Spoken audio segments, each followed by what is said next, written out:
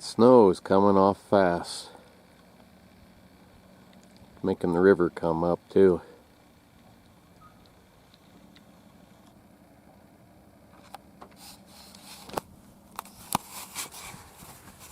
Good morning, folks. The Salmon River down here below us is where we went camping the other day.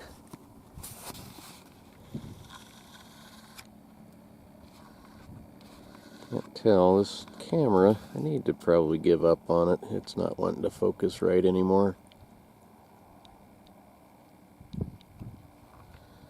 But that river is also known as the River of No Return. And I know there's other rivers that they kind of claim to be, but this is the River of No Return.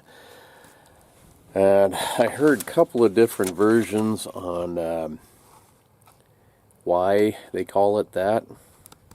I'm not sure really which one's the right one. Maybe they're both right, I don't know. But one of them, I was told when Lewis and Clark came down through here, they were going to go down the river, and they got to that canyon, and the Indians that were guiding them told them, you go down there, you won't come back. And then the other version, which is probably more likely, back then, before jet boats do it all the time now, but back then the river is flowing so fast that you can't, if you float down through it, which used to be pretty common, you can't come back up. It's too big of a current against you. That the river scows, the sweep boats with a, it looks like a kind of like a big square brick, really, with a oar on either end. Those were actually invented here because of this river. But anyway, it's an amazing place, an amazing river, a lot of power. I gotta wonder how many cubic feet of water flows down that river in an hour's time. But anyhow, I got to looking up a couple of things. I made a note or two that when I'm talking about the wilderness area, it's the Frank Church River of No Return Wilderness. It's the largest one in the lower 48 states, and it's 2,366,757 acres, or 3,698.5 square miles. Idaho Hillbilly, he lives on the other side of this wilderness. And we're only a little over 100 miles apart, 150 at most. But to get there, it's a 7-hour drive. There are no roads through the wilderness. There is nothing motorized allowed, nothing wheeled allowed. No chainsaws. If you're an outfitter, you have to use a crosscut saw, misery whip they call them. Can't bring a game cart, no bicycles, nothing like that. There are a few airstrips where in places they allow planes to land, but mostly if you want to go there, you have to do it on foot, horseback, or by boat. And this river, says here, the Salmon River flows through a vast wilderness, the second deepest gorge on the continent. Only the Snake River Canyon is deeper. I always thought Grand Canyon. No. Only this, the granite-walled canyon is 1/5 of a mile deeper than the Grand Canyon, and for about 180 miles is more than a mile deep. The canyon is 5,000 feet deep on average for nearly 200 miles and flows freely and undammed. One of the hardest things for me to get used to when we moved here is that this river flows north. Not very many of them do, and we've lived here for 33 years, and that still gets me screwed up sometimes, because most rivers flow south or east to west. They don't flow north.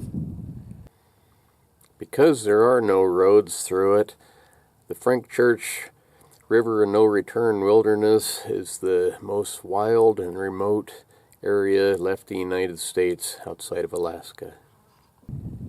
From the end of the river road, Corn Creek, to Riggins is roughly 100 miles, and it's gotten to be, I mean, it's always been really a popular place for river rafting and for kayaking and whatnot. And they call this area the whitewater capital of the world. And I know other places claim that too, but I don't know which one's right, but this one's pretty darn popular. So anyway, here's a little bit of the stuff that I took pictures of the other day when we were camping. I hope you'll enjoy it. It's it's mighty pretty country and a really tiny little piece of it. It's an amazing place.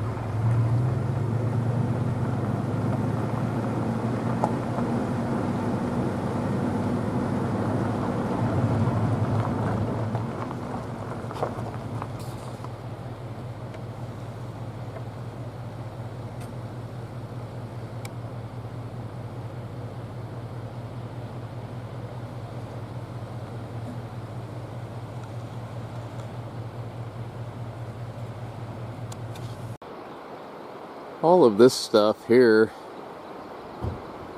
used to be the Stoddard Pack Bridge. It was a swinging cable bridge for horses to get across into the wilderness area. It was here for roughly 100 years. I don't think quite, but they decided it wasn't safe, so they tore it down, rebuilt it.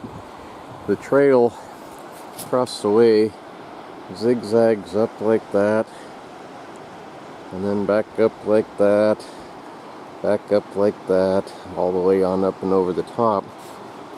Seems like every year somebody'd lose a horse or a mule over the edge of that. But they rebuilt this, I don't know, it's been probably 10-12 years ago, I imagine. And after 100 years almost being there, I think it was the second year they did it, big old rock rolled off from up here, rolled right on down, hit the trestle and knocked the whole thing into the river. So it didn't last very long the second time. This time looks like they're moving it over a little ways. They got a cement deal going over there. I don't know what they have over here. This Big old crane used to be where the other side was. They're probably going to put that back in the same spot, I guess. It's been a long time putting it back. Hopefully they get it done here before too long. It's the only way across, other than swimming the river.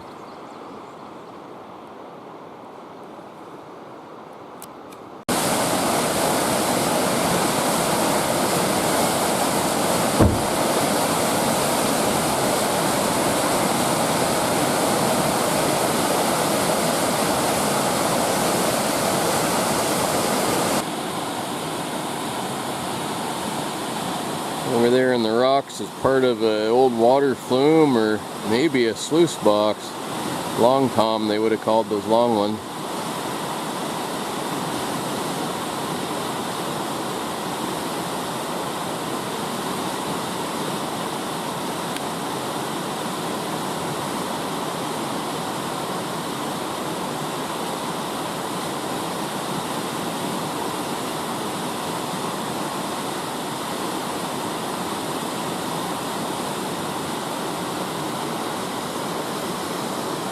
I don't see anywhere that they could have piped water across.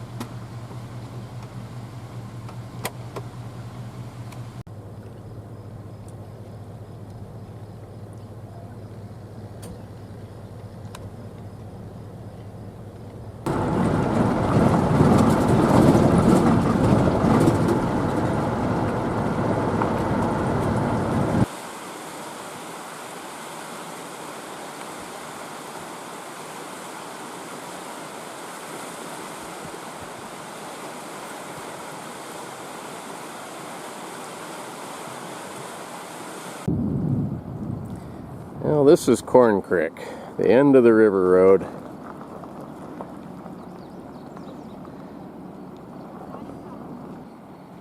Busy place this time of the year. Lots of people floating the river.